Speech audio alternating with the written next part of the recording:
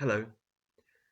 John Keats, the English poet, in his very short and very remarkable life, knew more than most of us about illness and frailty of the human body. After all, he trained as a doctor, he nursed his dear brother Tom through his terminal tuberculosis, and probably, almost certainly, got tuberculosis from his brother, of which he himself, John, died in Italy, in Rome, at the age of 25.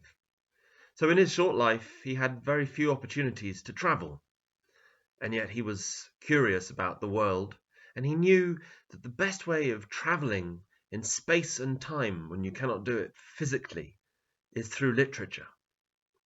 The sonnet I'm going to read this morning is a very famous one, which is really a celebration of George Chapman's 16th century translation of Homer's Iliad, the very same translation that Shakespeare knew and Shakespeare used to write his play Troilus and Cressida.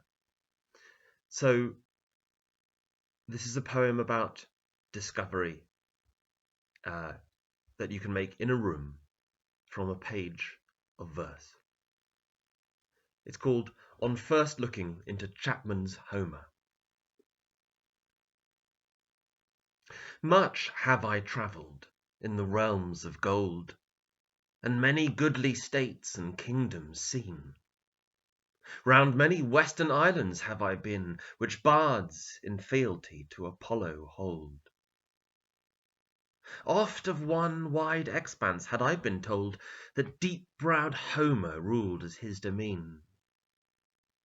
Yet did I never breathe its pure serene, till I heard Chapman speak out loud and bold.